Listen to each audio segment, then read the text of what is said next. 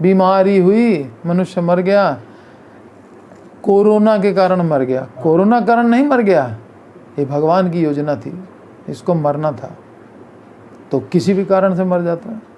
भगवान ने निमित्त किसी को भी बना दिया।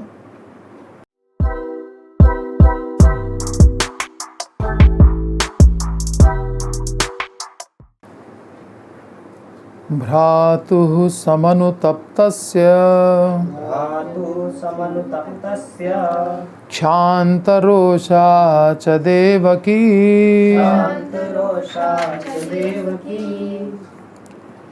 व्यसृजत् वसुदेवश्च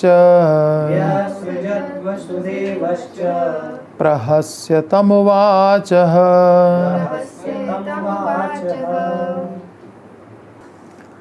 अनुवाद एवं तात्पर्य जगत गुरु श्रील प्रभुपाद के द्वारा। श्रील प्रभुपाद की जय। जब देवकी ने देखा कि उसका भाई पूर्व निर्धारित घटनाओं की व्याख्या करते हुए वास्तव में पश्चाताप कर रहा है, तो उनका सारा क्रोध जाता रहा। इसी प्रकार वसुदेव भी क्रोध मुक्त हो गए। उन्होंने हंसकर कंस से कहा। तात्पर्य, साधु व्यक्ति होने के कारण देवकी तथा वसुदेव ने कंस द्वारा प्रस्तुत यह सत्य स्वीकार कर लिया कि प्रारब्ध द्वारा हर बात पूर्व निर्धारित है।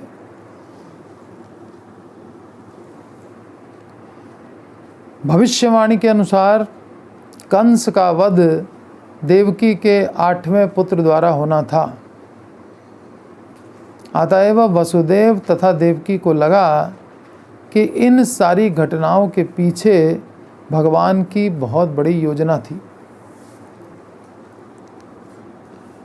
चूंकि भगवान ने पहले ही सामान्य बालक की तरह जन्म ले लिया था और वे यशोदा के यहाँ सुरक्षित थे, अतएव हर कार्य एक योजना के अनुसार घटित हो रहा था। फलतः कंस के प्रति दुर्भावना बनाए रखने की आवश्यकता नहीं थी। इस तरह उन्होंने कंस की बात मान ली। जब दुर्गा देवी ने कंस को चेतावनी दी कि तुम्हें मारने वाला जन्म ले चुका है और तुम व्यर्थ ही इन असहाय लोगों को मत सताओ, तो कंस ने दुर्गा देवी की बात पर विश्वास किया और अपने बहन और बहनों से क्षमा याचना की। क्षमध्वं मम दौरात्म्यं साधवो दीनवत्सलाः इत्युक्त्वा अश्रुमुखः पादौ श्यालः स्वस्रो अथा गृहीत। कंस ने याचना की कि हे मेरी बहन तथा बहनोई, मुझ जैसे क्षुद्र हृदय व्यक्ति पर कृपालु हो, क्योंकि तुम दोनों ही साधु व्यक्ति हो। मेरी क्रूरताओं को क्षमा कर दो। यह कहकर खेद के अश्रुओं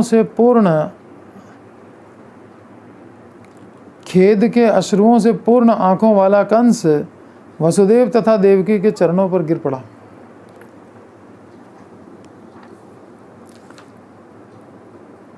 देवी दुर्गा की वाणी में पूरी तरह विश्वास करते हुए कंस ने देवकी तथा वसुदेव को तुरंत ही लोहे की श्रृंखलाओं से मुक्त करते हुए आत्मीयता का प्रदर्शन किया।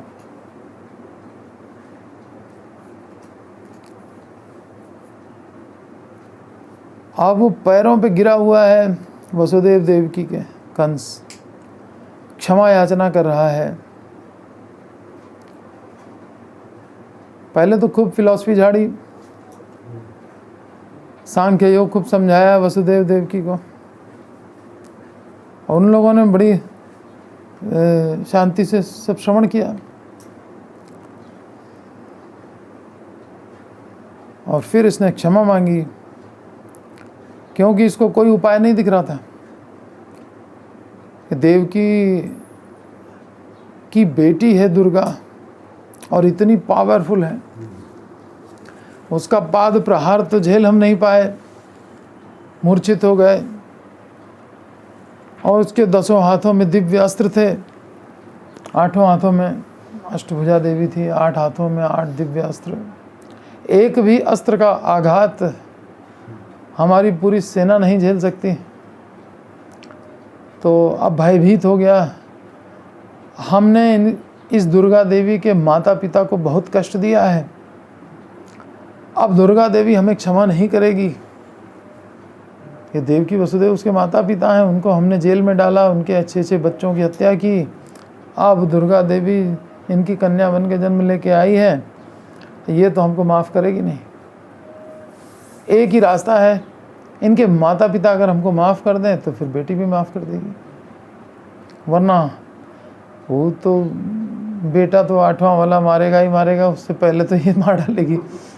ये उसको पूरा विश्वास हो गया कि अब दुर्गा के हाथ से तो हम नहीं बच पाएंगे, कृष्ण को तो हम मार देंगे, ये भी उसको लगता था, लेकिन दुर्गा को नहीं मार पाएंगे। दुर्गा कृष्ण से ज़्यादा पावरफुल समझ रहा है। यही भौतिकतावादी लोग सोचते हैं, शक्ति के पुजारी होते हैं वो, और शक्तिमान को कुछ नहीं समझते हैं। देवकी समनुतप्तस्य भ्रातुः क्षान्त्वा। देवकी ने, श्री देवकी ने समनुतप्तस्य भ्रातुः, भाई कंस को क्षान्त्वा, क्षमा करते हुए। और कैसा भाई? समनुतप्तस्य, अनुतप्त हो रहा है कंस। किस बात से अनुतप्त हो रहा है? बहन के पुत्रों के वध का स्मरण कर करके। समनुतप्तस्य, कि हाय मैंने तुम्हारे पुत्रों को मार डाला। वैसे तो मूर्ख लोग ही हैं जो हमको, अज्ञानी लोग ही हैं जो हमको दोषी ठहराएंगे। सब कुछ तो प्रारब्ध से होता है, लेकिन फिर भी अगर मेरे कारण तुम्हें दुख हो रहा है तो हम क्षमा चाहते हैं। देवकी समनुतप्तस्य भ्रातुः क्षान्त्वा। देवकी ने अपने अनुतप्त भाई कंस को क्षमा करते हुए रोषम च व्यसृजत। रोषम च, रोष माने उनके प्रति क्रोध और शोक। रोष माने क्रोध भी, रोष माने शोक भी। व्यसृजत, वो भी त्याग दिया, गुस्सा भी त्याग दिया, और जो शोक था अपने बच्चों का उसको भी त्याग दिया।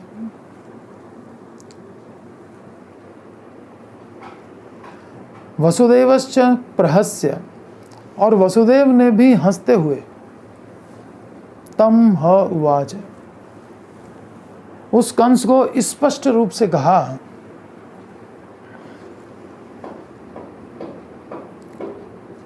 जब देवकी ने देखा कि उसका भाई पूर्व निर्धारित घटनाओं की व्याख्या करते हुए वास्तव में पश्चाताप कर रहा है, तो उनका सारा क्रोध जाता रहा।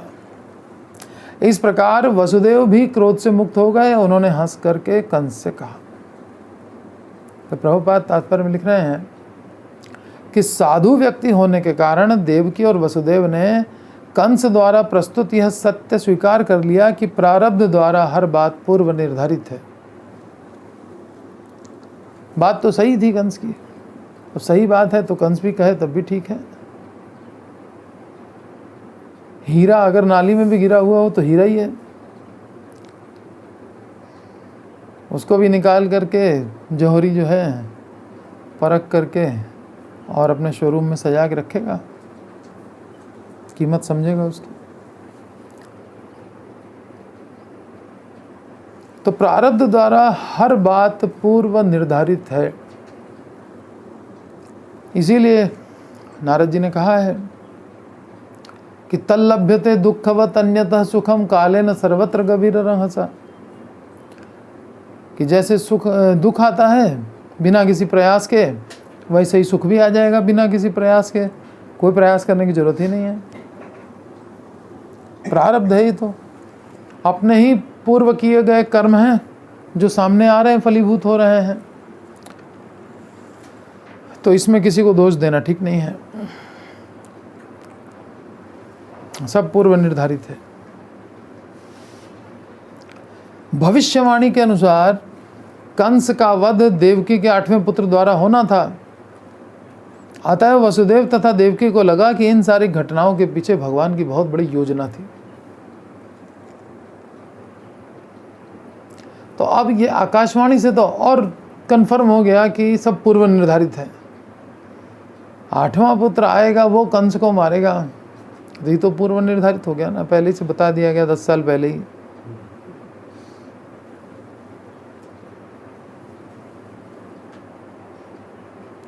और भगवान के द्वारा मारा जाएगा, तो भगवान की योजनाएं कोई और तो बनाता नहीं है, भगवान तो अपनी योजना खुद ही बनाते हैं, क्योंकि उनसे ऊपर तो कोई है नहीं कि वो प्लान करके देगा कि आपको ऐसे से करना है।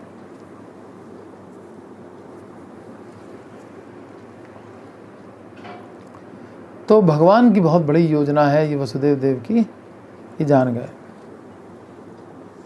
क्योंकि भगवान ने पहले ही सामान्य बालक की तरह जन्म ले लिया था और वे यशोदा के यहाँ सुरक्षित थे, अतएव हर कार्य एक योजना के अनुसार घटित हो रहा था।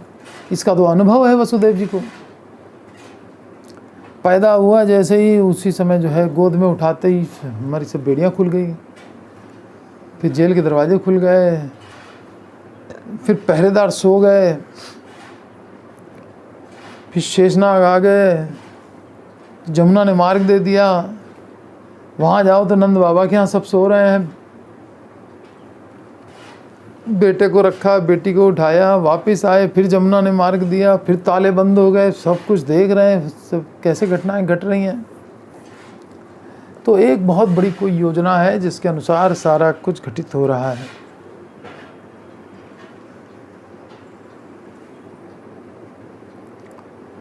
और कृष्ण जन्म ले चुके हैं और यशोदा के यहाँ सुरक्षित हैं। अब मूल तो उद्देश्य इनका यही था कि कृष्ण का जन्म हो जाए, इसीलिए 7 संतानें भी उत्पन्न की, और कृष्ण का जन्म भी हो गया, कृष्ण सुरक्षित भी हो गए। अब क्या गुस्सा उस्सा करना है अब क्या फ़ायदा। वो माफ़ी भी मांग रहा है, चलो हटाओ, माफ़ करो, माफ़ कर दिया। और फिर उन 6 बच्चों का क्या अफसोस करना है। कृष्ण तो है ना, कृष्ण सुरक्षित है बस, और बाकी 6 का क्या अफसोस करना है। उन सब का जो शौक था वो भी सब छोड़ दिया। मेन काम जिससे था वो है सही सलामत।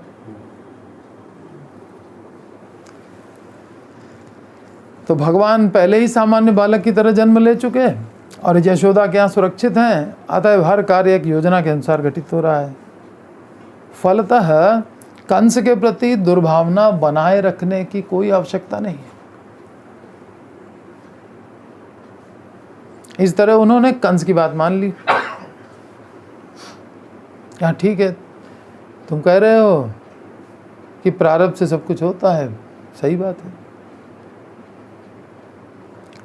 तो वसुदेव ने हंस करके कंस से कहा, महाभाग, अगला श्लोक, महाभाग, महाभाग माने हे ज्ञानी इतना ज्ञान जो तुमने हमको दिया, सांख्य योग इतना सुनाया तुमने, अब महाभाग, महाभाग्यवान तो खैर क्या है, भगवान के द्वारा मारा जाएगा, भगवान का प्रेम प्राप्त करता तब तो फिर ठीक भी था।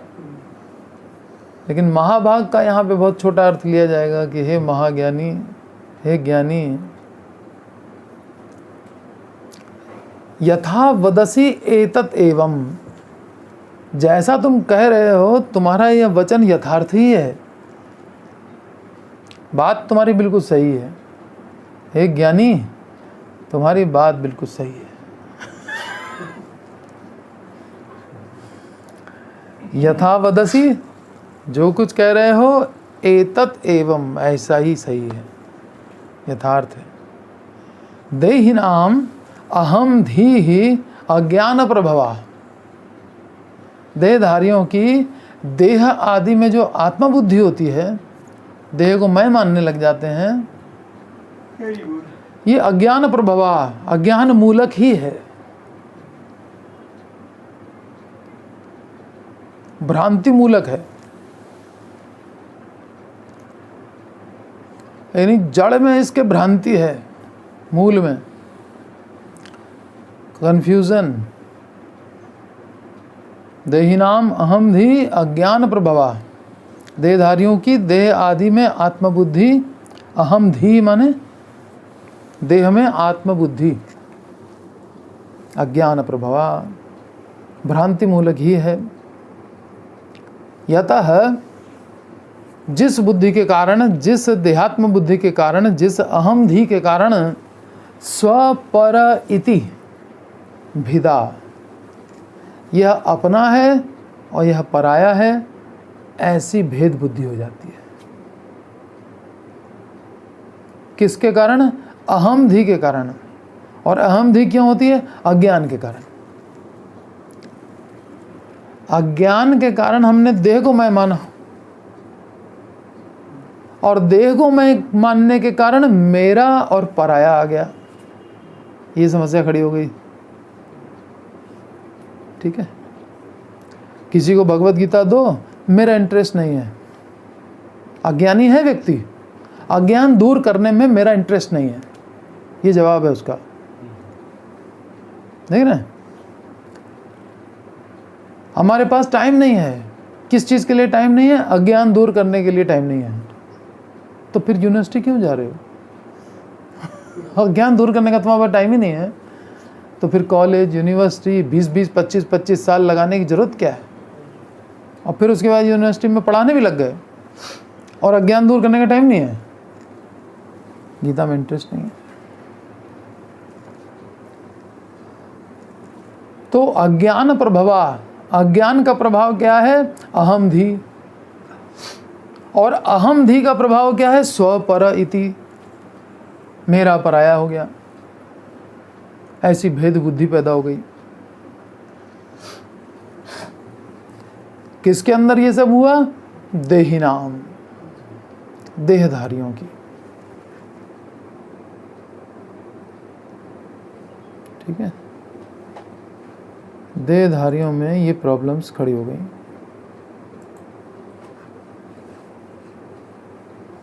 एवं एतन महाभाग यथा वदसि देहिनाम अज्ञान प्रभव अहम धी स्वपर इति भिदायतः।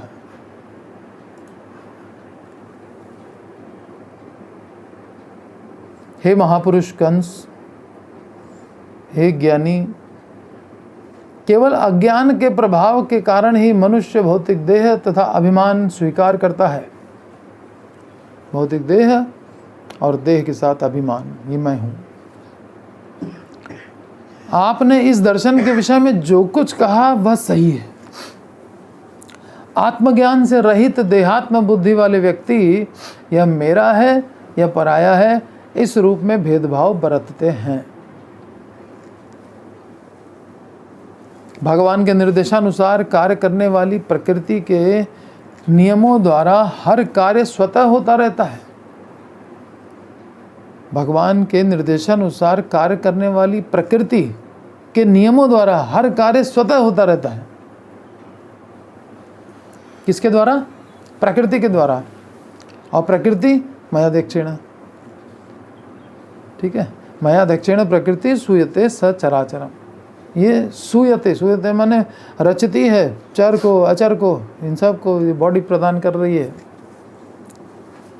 और साथ ही साथ और जो ठीक है, शरीर तो सूयते तो ठीक है, रचना तो कर दी, लेकिन साथ साथ ही जो क्रियमाणानी, रचना होने के बाद जब आत्मा उसमें प्रवेश कर जाती है, बॉडी आत्मा का जब संयोग होता है उसी को जन्म कहते हैं, और वियोग होता है उसी को मृत्यु कहते हैं। तो जब संयोग होता है तो क्रियमाण हो जाता है वो। तो कैसे क्रिया करता है? प्रकृति क्रियमाणानी गुणाई कर्माणी सर्वशः। प्रकृति के गुण तब भी कार्य कर रहे होते हैं, वो कुछ नहीं कर रहा होता है, प्रकृति के गुण कार्य कर रहे होते हैं। यानी वो गुणों के अधीन रह करके कार्य कर रहा होता है, अर्थात वो स्वतंत्र होकर कार्य नहीं कर रहा होता है। ठीक है, रोज संकल्प लेता है, संकल्प पूरा नहीं होता है। संकल्प लेता है कि हाँ कल तो ब्रह्म मुहूर्त में उठ करके जब करेंगे, सूर्योदय से पहले 16 राउंड कंप्लीट कर लेंगे, मंगल आरती से पहले 16 माला कर लेंगे, लेकिन फिर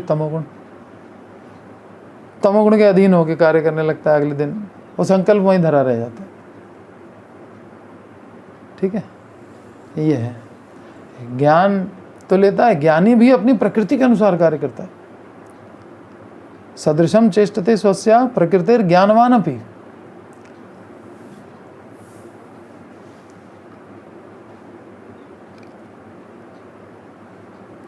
तो भगवान के निर्देशानुसार कार्य करने वाली प्रकृति के नियमों द्वारा हर कार्य स्वतः होता रहता है। स्वतंत्र रूप से किसी के द्वारा कुछ किए जाने का प्रश्न ही नहीं उठता कि कोई अगर भक्त है तो भगवान की आज्ञा से करेगा, गुरु आज्ञा से करेगा, स्वतंत्र कहाँ है। और अगर अभक्त है तो प्रकृति के नियमों के अंडर में काम करेगा, तो वो स्वतंत्र कहाँ है। जीव अननेसेसरी अपने आप को स्वतंत्र मान रहा है, दोनों ही अवस्थाओं में स्वतंत्र नहीं है। ये दशा है जीव की। एक जगह स्वेच्छा से उसने स्वतंत्रता का त्याग किया है और दूसरी तरफ अनिच्छा से प्रकृति के अधीन है।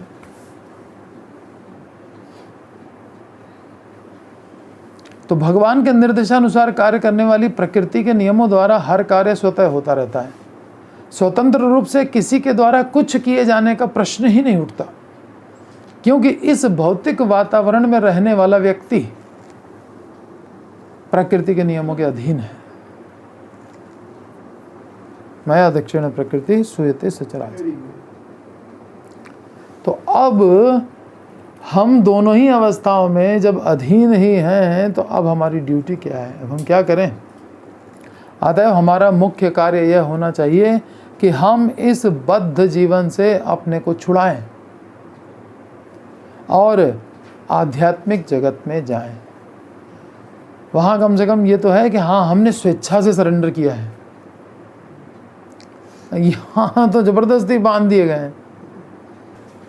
एक व्यक्ति अपनी मर्जी से एक कमरे में 3 दिन से बैठा है, भागवत पढ़ रहा है। दूसरे व्यक्ति को जेल के अंदर बंद कर दिया गया है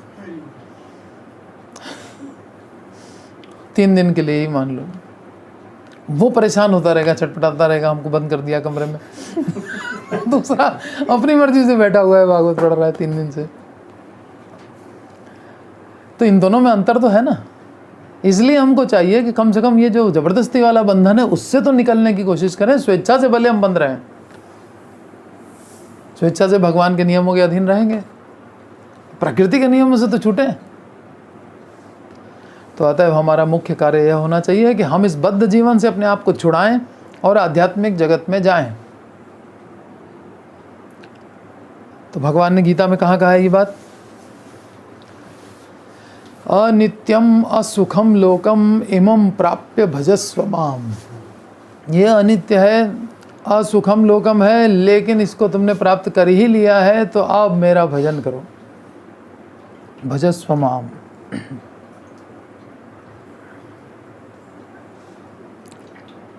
मनुष्य केवल अज्ञानवश यह सोचता है मैं देवता हूँ, मैं मनुष्य हूँ, मैं कुत्ता हूँ, मैं बिल्ली हूँ, या फिर यदि अज्ञान और भी अधिक बढ़ गया तो अपने आप को ईश्वर मानने लगता है।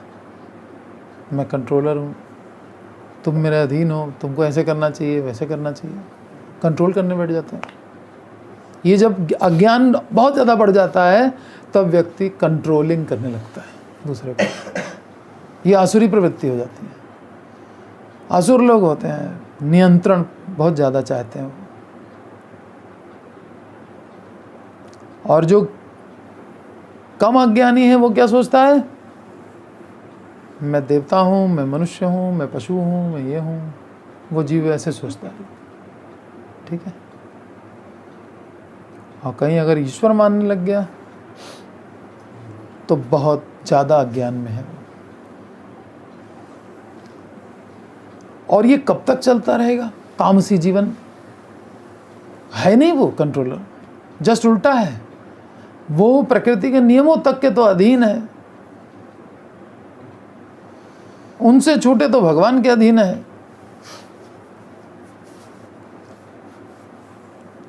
तो ये तामसी जीवन है, जस्ट उल्टा ज्ञान कि मैं ईश्वर हूं। ये जब तक आत्म साक्षात्कार नहीं होगा, सेल्फ रियलाइजेशन नहीं होगा, तब तक मनुष्य का ये तामसी जीवन चलता ही रहेगा। तो वसुदेव जी ने आगे कहा,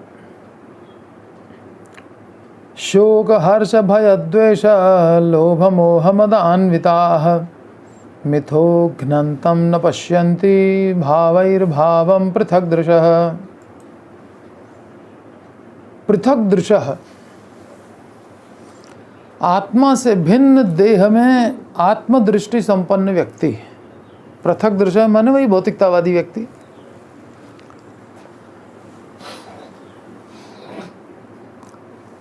पृथक को ही देखने वाला, पृथक को देखने वाला माने आत्मा से पृथक को देखने वाला। आत्मा से पृथक क्या है? देह। आत्मा से भिन्न देह में ही आत्मदृष्टि संपन्न है कि यही आत्मा है, यही मैं हूं। आत्मा माने मैं, देह को मैं मानने वाला, यह है पृथक दृश्य। पृथक दृश्य की खासियत क्या है? शोक हर्ष भय द्वेष लोभ मोह मद, इन सब से युक्त रहता है। शोक हर्ष भय द्वेष लोभ मोह मद। और भावैः भावम मिथः। भावैः माने जैसे राजा, व्याघ्र यानी सिंह, व्याघ्र माने सिंह होता है, और बीमारी आदि के रूप में। और भावम माने मनुष्य गाय अश्व आदि को। मिथ परस्पर। घ्नन्तं न पश्यन्ति, ये देख रहा है कि राजा ने मनुष्य को दंड दिया, ठीक है, क्योंकि पृथक दृश्य है, इसलिए वो जो उसको दिखाई पड़ रहा है बस वही देख रहा है, बॉडीज देख रहा है। उसके पीछे भगवान का क्या प्लान है वो उसको नजर नहीं आ रहा है। घ्नन्तं न पश्यन्ति, संहारकारी काल रूपी ईश्वर को देख नहीं पाता। घ्नन्तं वास्तव में कौन मार रहा है? वो काल रूपी ईश्वर है, उसको नहीं देख पाता। बीमारी हुई, मनुष्य मर गया, कोरोना के कारण मर गया। कोरोना कारण नहीं मर गया, ये भगवान की योजना थी, इसको मरना था, तो किसी भी कारण से मर जाता है। भगवान ने निमित्त किसी को भी बना दिया,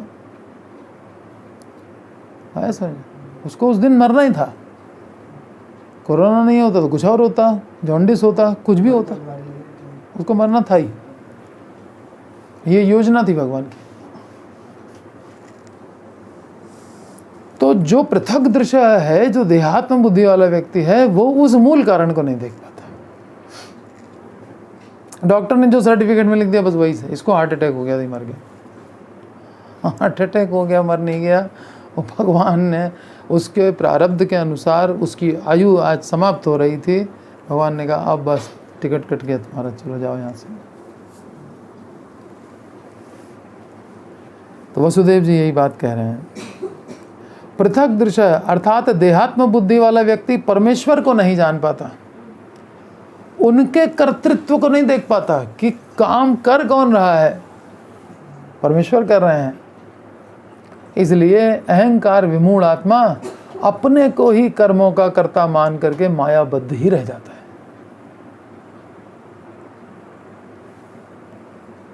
कर्ता अहम इति मन्यते। अहंकार विमूढ़ आत्मा कौन है? ये अहमता कहाँ से आती है? अज्ञान के कारण। कौन सा अज्ञान? भगवान, शरीर को। और जब शरीर या आत्मा का ही भेद नहीं समझ रहा तो परमात्मा क्या समझ रहा होगा? अर्थात परमात्मा को नहीं जानने वाला ही अहंकार विमूढ़ आत्मा हो करके और अपने को कर्ता मानता है।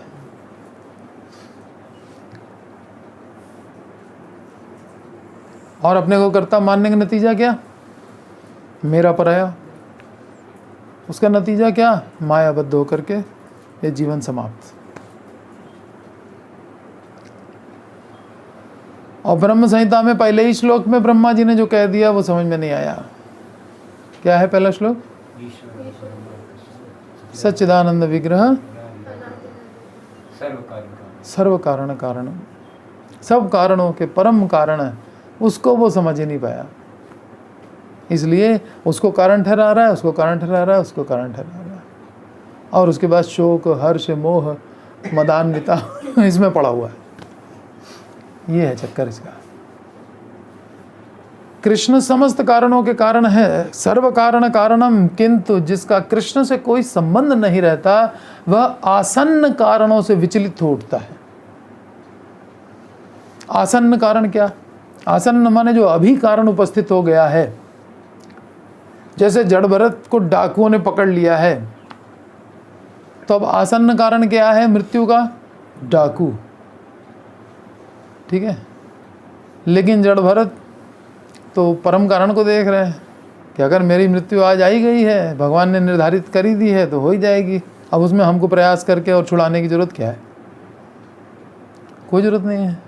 रखो गर्दन चलाओ, जो करना है करो भाई।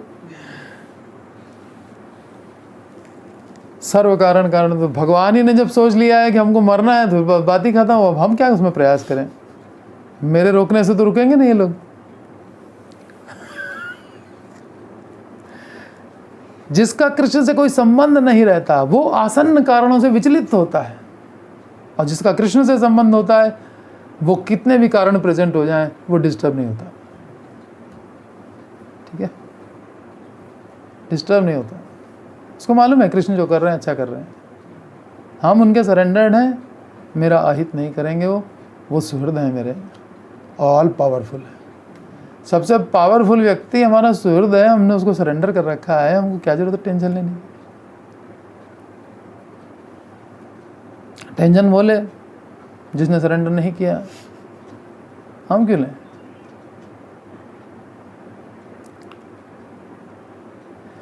आसन्न कारणों से विचलित नहीं होता। और भेद या भिन्नता की अपनी दृष्टि को कृष्ण समस्त कारणों के कारण है, किंतु जिसका कृष्ण से कोई संबंध नहीं रहता वह आसन्न कारणों से विचलित हो उठता है और भेद या भिन्नता की अपनी दृष्टि को रोक नहीं पाता। वो फिर भेद दृष्टि रखता ही है, ये मेरा है, ये पराया है, शुरू हो जाता है उसका कार्यक्रम।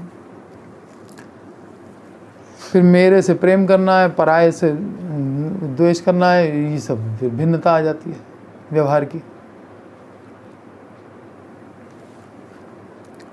अच्छा, बहुत सुंदर उदाहरण दे रहे हैं प्रभुपाद कि जब कोई निपुण चिकित्सक किसी रोग का उपचार करता है, एक्सपर्ट डॉक्टर है, अब बीमारी कोई, डॉक्टर साहब बहुत सिर में दर्द रहता है, बहुत गले में ये तकलीफ़ है, बुखार बहुत तेज़ है, खाने कुछ दिल नहीं करता है, ये वो, डॉक्टर जो है सुन रहा है सब बातें।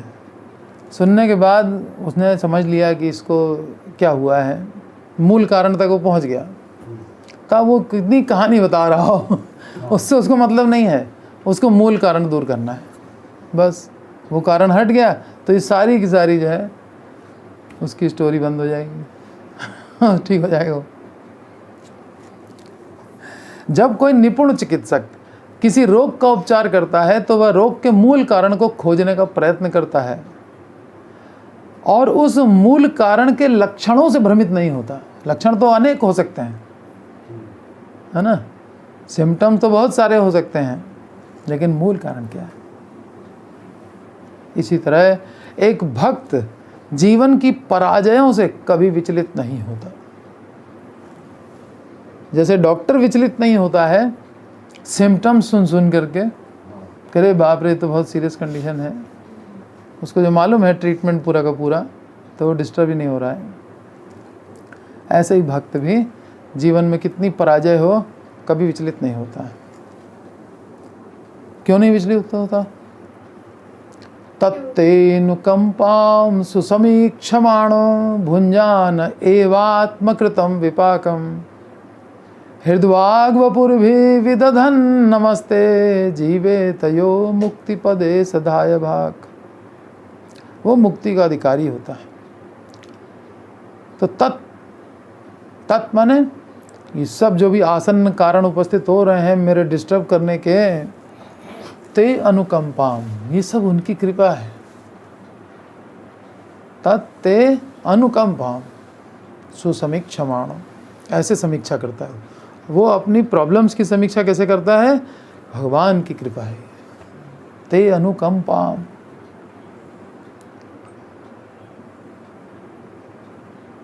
और भुंजान एव आत्मकृतम विपाकम, मेरे किए हुए पाप हैं इसलिए हमें भोगने हैं, ये सोच करके वो भोग लेता है। भुंजान एव आत्मकृतम विपाकम, मेरे ही किए हुए पाप कर्म हैं। विपाकम, और क्या करता है? हृदय वाक वपुर भी, मन वचन और कर्म से विदधन नमस्ते, भगवान को प्रणाम करता चलता है। भगवान आपकी कृपा, जो कष्ट हमको बड़ा भारी, तलवार से मेरी गर्दन कटने वाली थी वो एक उंगली कट करके रह गई, आपने इतनी बड़ी कृपा कर दी। एक गुरु के 2 शिष्य थे, एक बहुत बदमाश टाइप का था जो कोई आज्ञा पालन नहीं करता था, और दूसरा जो था वो सब बात मानता था। दोनों एक बार कहीं रास्ते में जा रहे थे, तो रास्ते में चलते चलते जो आज्ञा पालन करने वाला था उसको बड़ी जोर से कांटा लग गया।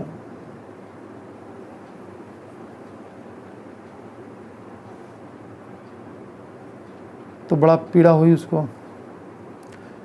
खैर किसी तरह से कांटा वाटा निकाल करके आगे बढ़े दोनों जने। तो थोड़ी देर में एक सोने का सिक्का उस व्यक्ति को मिला जो आज्ञा पालन नहीं करता था उसको मिल गया सोने का सिक्का, और जो बात मानता था उसको मिला कांटा। तो अब दोनों गुरुजी के पास आए, तो कांटे वाले ने कहा गुरुजी से कि हम तो आपकी सब बात मानते हैं और हमको चुभ गया कांटा, और ये कुछ नहीं मानता है, इसको मिली सोने की अशर्फी, ये क्या राज है? बोले कहाँ तुमको कांटा लगा था? वहाँ लेके गए, ज़मीन खोदी, अंदर सूली थी। तो कहने लगे तुमको आज जो है सूली पे टंगना था और तुम कांटा लग करके तुम रह गए। और उसको कहा कि अब ये खोदो नीचे, वहाँ वो बहुत बड़ा खजाना गड़ा हुआ था कि ये तुमको प्राप्त होने वाला था, लेकिन बस एक सोने का सिक्का ही मिला तो उसको जो बड़ा फल मिलना था छोटा मिला, उसको बड़ा कष्ट मिलना था उसको छोटा मिला। तो ये होता है। तो सब भगवान की कृपा है। तत्तेनुकंपाम सुसमीक्षमाणो, ये समीक्षा ऐसे करनी चाहिए अपने कष्ट में। भगवान आपने तो बहुत कम कष्ट में हमको निपटा दिया, ऐसे समीक्षा करनी है अपने कष्टों की। तत्तेनुकंपाम सुसमीक्षमाणो भुंजान, ये है लाइफ।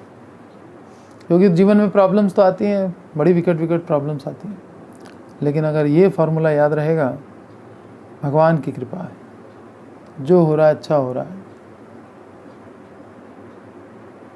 भुंजान एवात्मकृतम विपाकम,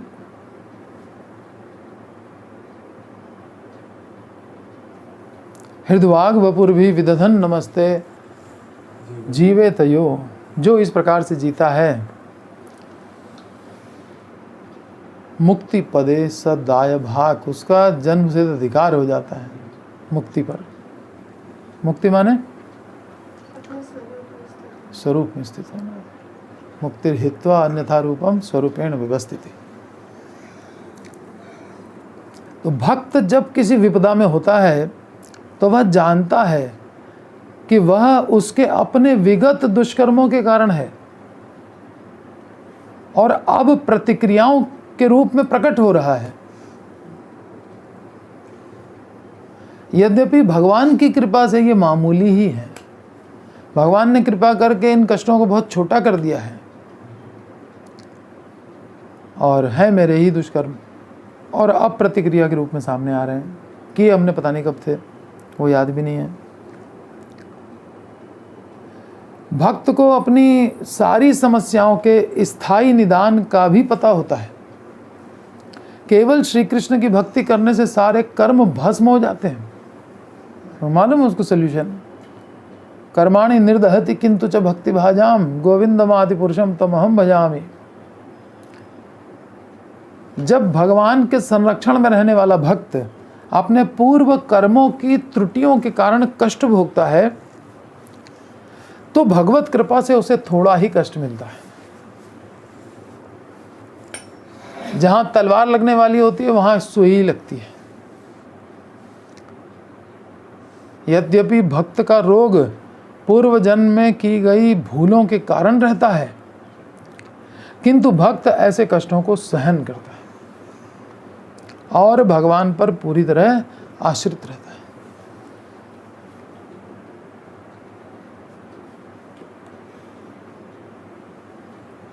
भगवान पर आश्रित रहना माने भगवान ही सॉल्व करेंगे, ठीक है। हम तो सरेंडर्ड हैं, हम क्या कर पाएंगे, हमसे कुछ नहीं होगा। भगवान पर डिपेंड होता है। इस तरह उसे भौतिक शोक, हर्ष, भय आदि कभी नहीं सताते।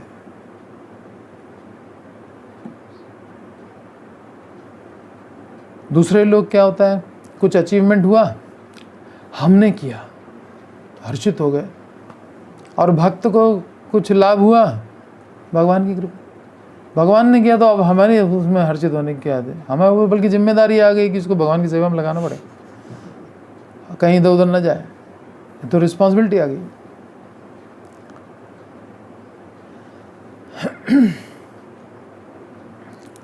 भक्त किसी भी कार्य को भगवान से असंबद्ध नहीं मानता। कोई भी चीज ऐसी नहीं है, कोई भी कार्य ऐसा नहीं है जिसका भगवान से कोई रिलेशन नहीं हो। भगवान सब देख रहे हैं, भगवान सब कर रहे हैं, उनके कर्तृत्व को याद रखना चाहिए। हम करता नहीं है, भगवान है सब कुछ करने वाले।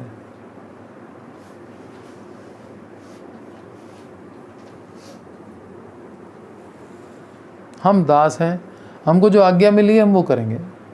क्या आज्ञा मिली है? कीर्तनीय सदा हरि। दूसरी को अब सदा के लिए एक आज्ञा मिल गई, सदा के लिए आज्ञा मिल गई, कीर्तन करो। अब फुर्सत ही नहीं है बीच में कोई दूसरी आज्ञा देनी होगी तो आकर के देंगे, भाई जाओ सीता जी को खोज लाओ है ना, नहीं तो तब तक तो कीर्तन करो बैठ के। लंका जलाया हो, कुछ भी करना होगा तो बीच में कोई थोड़ी आज्ञा दे सकते हैं, परंतु कीर्तनीय सदा हरि तो ये परमानेंट आज्ञा है।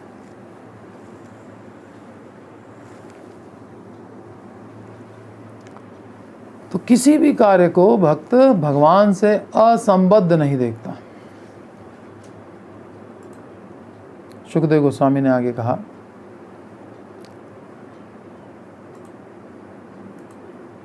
क्या कहा? 28वां श्लोक देखिए। कंस एवं प्रसन्नाभ्याम विशुद्धम प्रतिभासितः देवकी वसुदेवाभ्याम अनुज्ञातो अविशद्गृहम्। प्रसन्नाभ्याम देवकी वसुदेवाभ्याम, प्रसन्न चित्त देवकी और वसुदेव, एवं विशुद्धम प्रतिभासितः अनुज्ञातः, पूर्वोक्त प्रकार से निष्कपट भाव से, विशुद्धम माने निष्कपट भाव से, प्रतिभासितः कंस से आदर सहित संभाषण कर, अनुज्ञातः घर जाने के लिए आदेश देने पर। वसुदेव देवकी ने अब आदेश दिया, अब तुम जाओ घर। अब आदेश लेकर के तब घर जा रहा है, तो सुधर गया बिल्कुल। दुर्गा देवी की एक लात जो है वो ऐसा सुधारती है कंस जैसों को। कंसः गृहम अविशत, कंस अपने वास स्थान को चला गया।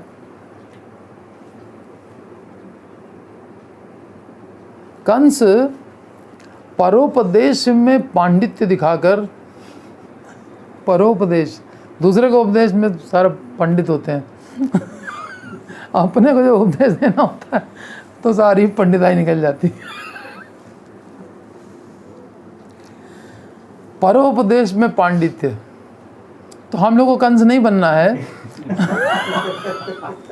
हमको उपदेश में अपने ऊपर भी अप्लाई करना है ना। तत्तेनुकंपाम सुसमीक्षमाणो भुंजान एवात्म कृतम विपाकम, इस श्लोक को अप्लाई करना अपने ऊपर। कष्ट में भी भगवान आपकी कृपा, आपने छोटा कर दिया कष्ट, ठीक है।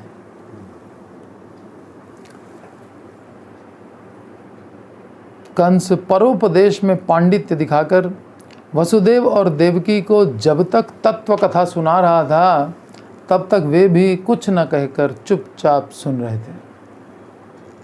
परंतु कंस जब वसुदेव देवकी के चरणों पर गिरकर रोने लगा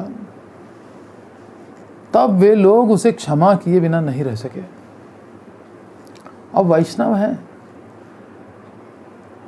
अब बड़ा भाई है, अब देवकी छोटी है बहुत उससे, अब वो पैरों में गिरा जा रहा है बड़ा भाई, तो बड़ा अजीब सा लगता है ना। गिर गिर करके क्षमा याचना कर रहा है, और इतने बड़े वैष्णव हैं, उनसे रहा ही नहीं गया, क्षमा किए बिना रह नहीं पाए। जैसे कोई कितना ही बड़ा पापी हो, भगवान क्या कहते हैं, सर्व धर्मान परित्यज्य माम एकम शरणम व्रज अहम त्वा सर्व पापेभ्यो मोक्षयिष्यामि माहि। कोई पाप छोड़ करके भगवान के पास नहीं जाता है, पाप समेत जाता है। पाप तो भगवान छुड़ाते हैं, ठीक है। तो भगवान के शरण में जो चला जाता है तो भगवान उसके सारे पाप क्षमा कर देते हैं। भगवान ने सुग्रीव से कहा ही था कि अगर रावण भी अगर आ गया तो उसको अयोध्या दे देंगे। बताइए, अयोध्या तक देने के लिए राम तैयार हो गए। भाई ये आया, इसको आपने लंका दे दी विभीषण को, अब रावण आ गया तो सुग्रीव को चिंता थी कि अभी क्या करेंगे पता नहीं। बारी बारी से पता लगा लंका वाले सब आ गए तो कहीं हमारी जो है किष्किंधा भी न उठा के किसी को दे दे। तो राम ने कहा तुम्हारी किष्किंधा नहीं देंगे, तो जो है हम अपना अयोध्या दे देंगे रावण को।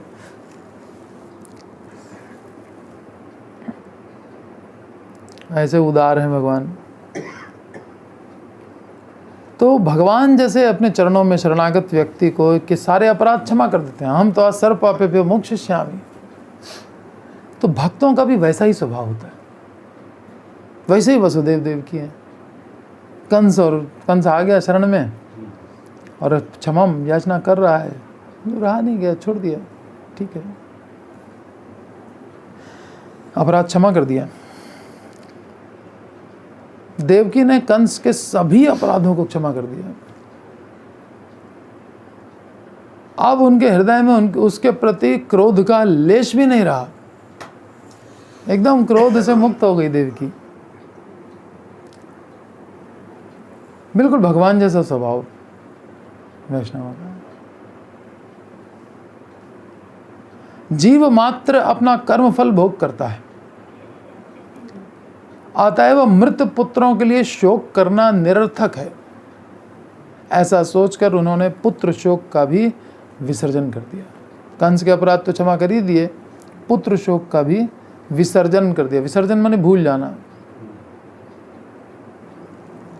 जैसे पितृ विसर्जन होता है। अब पितरों के लिए जो भी कुछ हमको करना था हमने कर दिया। पितृ विसर्जन का एक दिन आता है, उस दिन जो है आप सब पितरों को भूल के आप अपने अपने काम में लग जाते हैं सब लोग। 15 दिन तक तो लोग पितरों के लिए करते रहते हैं। पितृपक्ष होता है, उसमें 15 दिन याद करते हैं पितरों को, उसके बाद भूल जाते हैं। पितृ विसर्जन। नहीं तो वही याद करते रहेंगे तो काम कैसे चलेगा। तो ऐसे ही नवरात्र में लोग दुर्गा जी को याद करते रहते हैं। लेकिन ये कृष्ण भक्ति ऐसी है कि भगवान कहते हैं सततम कीर्तयन्तो माम, सतत मेरा कीर्तन करो। ये नहीं कि 9 दिन करना है और 15 दिन करना है, फिर उसका विसर्जन कर देना है। गणेश चतुर्थी आई, वो गणपति बप्पा मोरिया, उसके बाद गणेश जी की मूर्ति विसर्जन कर दिया। ये विसर्जन नहीं चलता है कृष्ण भक्ति में। भूल जाना, भूलेंगे तो तुरंत माया पकड़े। विसर्जन जैसे कृष्ण का किया तुरंत माया, कृष्ण भूलिया जी भोगवांछा करे और निकटस्थ माया तारे झपटिया धरे। ले हो गया, करो और विसर्जन।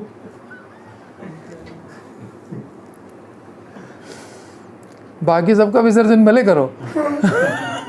काम ऋत ज्ञाना प्रपद्यन्ते अन्य देवता, उन सबको भूल जाओ, ठीक है, लेकिन कृष्ण का विसर्जन किया तो फंस जाएंगे। वसुदेव ने कंस से कहा भगवान का स्वरूप न जानना ही अज्ञान है। जो अज्ञानी होता है उसमें अहमधि हो जाती है कि मैं ये शरीर हूं।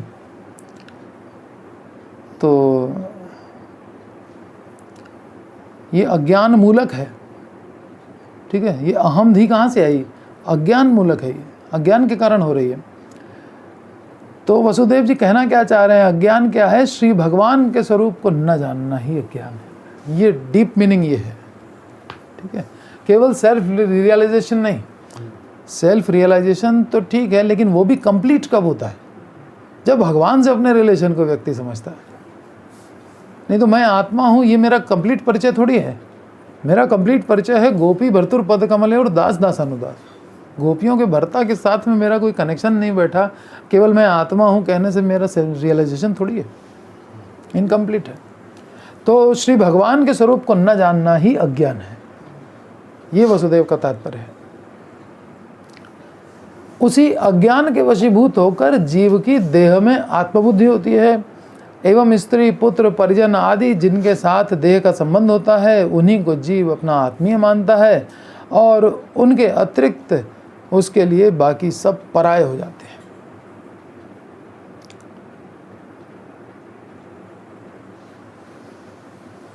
अब ये अज्ञान जाएगा कैसे? अज्ञान कैसे आया? कृष्ण भूलिया जीव भोगवांछा करे निकटस्थ माया तारे झपटिया धरे। और माया की त्रिगुणमयी माया है, सतो रजो तमो। अब तमो में चला गया, अज्ञान हो गया, ठीक है। तमोगुण के अधीन रह करके वो सब भूल गया पूरी तरह से। कृष्ण भूलिया वैसे ही, जो कि इच्छा करने की स्वतंत्रता थी और भोग करने की इच्छा हुई तो बस भूले। कृष्ण को भूले बिना भोग होगा नहीं, फंस गया। तो अब अज्ञान जाएगा कैसे? जब माया छोड़ेगी। और माया छोड़ेगी कब? माँ में ये प्रपद्यन्ते माया में ताम तरंती थे। तो भगवान के चरणों में शरणागत होने पर उनकी कृपा से ही अज्ञान से निवृत्ति होती है। भगवान के स्वरूप को न जानना ही अज्ञान है और अज्ञान के वशीभूत होकर के मेरा पराया की बुद्धि हो जाती है। और अभी अज्ञान जाएगा कैसे? भगवान के शरणागत होने से। इसके अतिरिक्त अज्ञान निवृत्ति का दूसरा कोई उपाय नहीं है।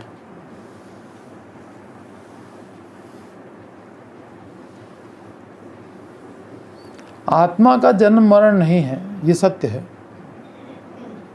परंतु आत्मा के साथ जड़ देह, इसका योग और वियोग, उसी को जन्म और मृत्यु कहते हैं। और यही व्यवहार में शब्द प्रयोग होते हैं, जन्म और मृत्यु।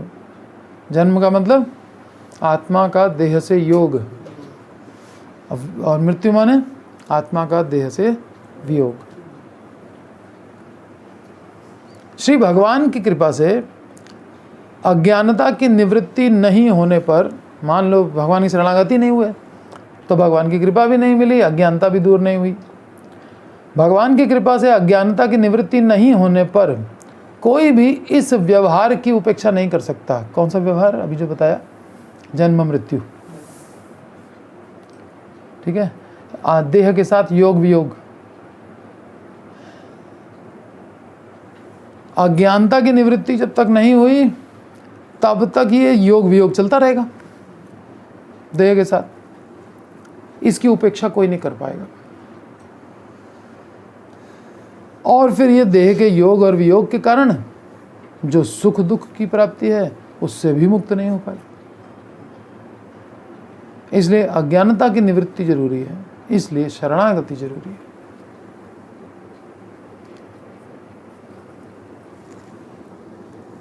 सुख दुख क्यों है बताइए? देह के साथ योग वियोग, ठीक है, इसी कारण सुख और दुख हो रहा है। और ये देह के साथ योग वियोग क्यों है? अज्ञानता की निवृत्ति नहीं हुई इस कारण से, ठीक है। अज्ञानता की निवृत्ति कैसे होगी? शरणागति से, ठीक है। तो हमारे हाथ में है कि ये सुख दुख को हम दूर कर सकते हैं। अज्ञानता दूर करा ले भगवान की शरणागत होकर के, अज्ञानता दूर हो गई, देह योग हो चाहे वियोग हो, उसको ना कोई हर्ष है ना कोई शोक है, ठीक है।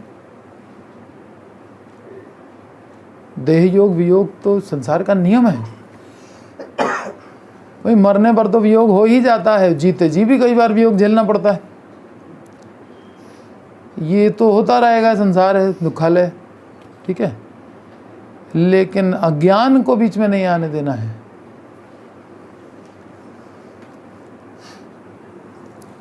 नायम हंति न हन्यते, अर्थात कोई भी जीव किसी भी जीव का वध नहीं कर सकता एवं किसी के द्वारा वध को प्राप्त भी नहीं हो सकता।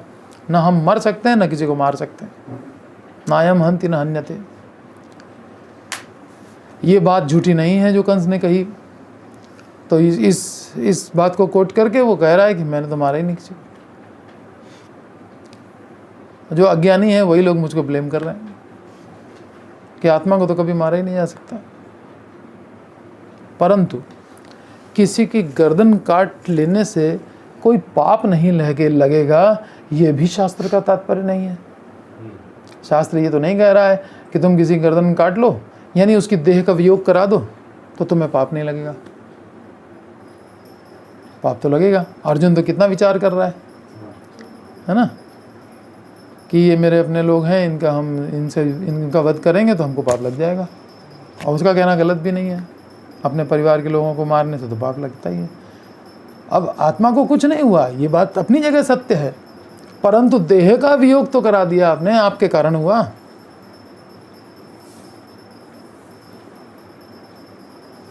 निमित्त तो बन गए तो पाप फल झेलना पड़ता है। अगले को हुआ कुछ भी नहीं, आत्मा का कुछ भी 1% कोई लॉस नहीं हुआ, लेकिन हमको पाप लग गया बिना मतलब, क्योंकि हमने देह का वियोग करा दिया। ये है। तो किसी की गर्दन काट लेने से कोई पाप नहीं लगेगा, ये शास्त्र का तात्पर्य नहीं है, क्योंकि देह और आत्मा का वियोग तो होगा ही। प्राणों का वियोग होने से देह का विनाश होता है।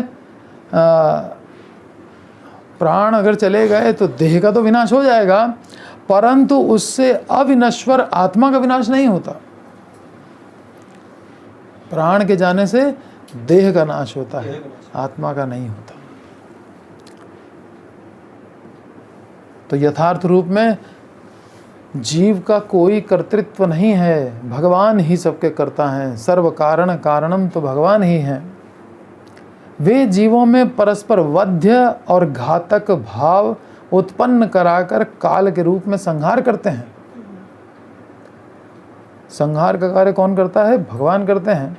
किस रूप में? काल के रूप में आकर के एक को वध्य बना देते हैं और एक को घातक, एक वध करने वाला और एक वध होने वाला,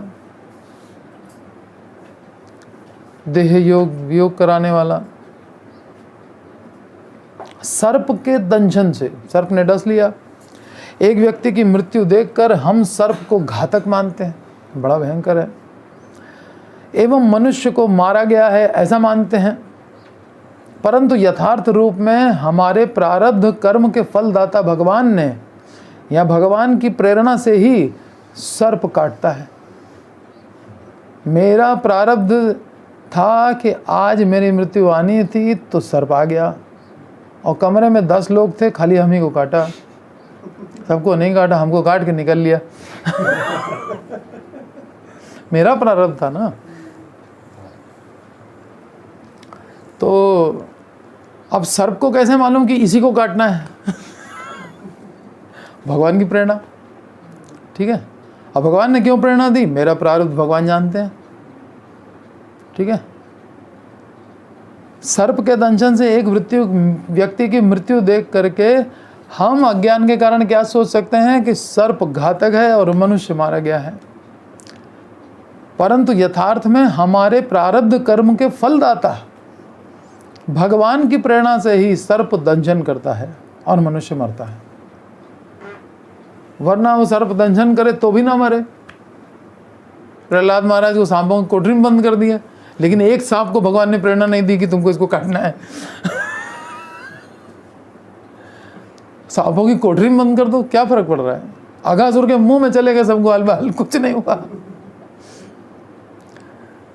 और क्या करें, कालिया आ गया इतना भयंकर, कुछ नहीं कर पाया वृंदावन के अंदर। तो बिल्कुल निर्भीक रहना चाहिए व्यक्ति को। प्रारब्ध है तो आज सर्प कुछ करेगा, प्रारब्ध है तो सिंह कुछ करेगा, प्रारब्ध है तो आतंकवादी कुछ करेगा, चाइना कुछ करेगा, कोरोना कुछ करेगा, कोई कुछ नहीं कर पाएगा मेरा प्रारब्ध अगर गड़बड़ नहीं है तो। सरेंडरशिप होनी चाहिए, भगवान पर विश्वास होना चाहिए, निर्भीक रहना चाहिए। हमारे प्रारब्ध कर्म के फलदाता भगवान सब जानते हैं, अब वो मेरे सुहृद हैं। अज्ञान से अंधा जीव शोक, हर्ष, भय, द्वेष, लोभ, मोह, मद आदि मानसिक विकारों के वशीभूत होकर के श्री भगवान का कर्तृत्व न समझकर अपने ऊपर कर्तृत्व का भार लेकर के सुख दुख से विजड़ित होता रहता है। सारा बोझा खुद उठा रहा है।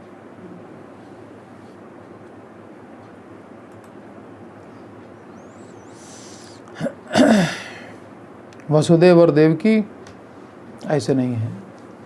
वसुदेव और देवकी अपने कारावास एवं पुत्र नाश आदि को अपने अपने कर्मफल के अनुसार भगवान का ही दान मानकर कंस के प्रति अप्रसन्न नहीं हुए।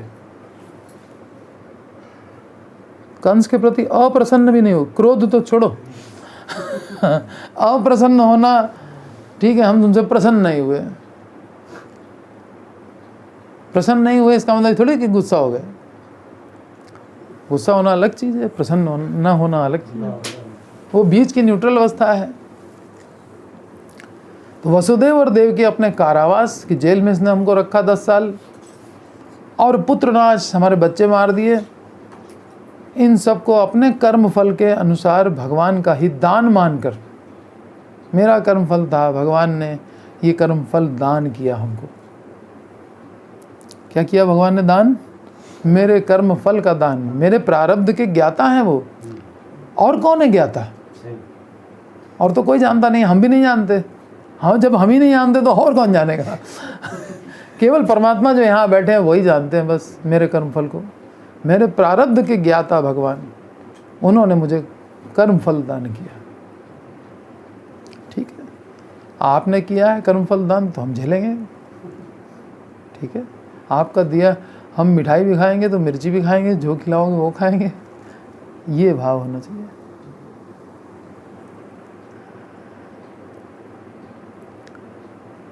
भगवान का दान मानकर कंस के प्रति अप्रसन्न नहीं हुए, इसलिए उन्होंने सादर और विश्वास पूर्वक संभाषण के द्वारा कंस को प्रसन्न किया।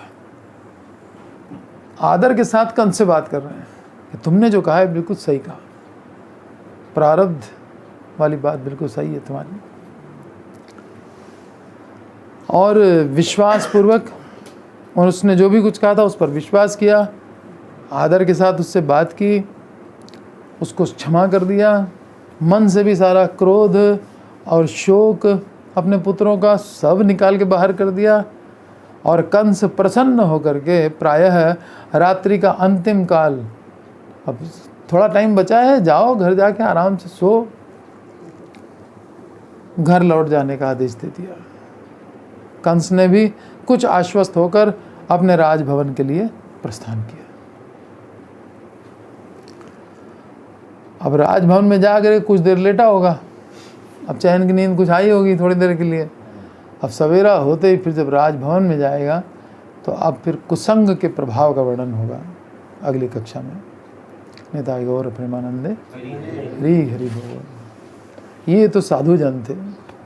ये देखिए कैसा स्वभाव, बिल्कुल भगवान जैसा स्वभाव।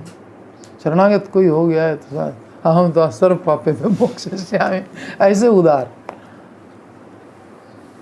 हरे Krishna. Thank you very much.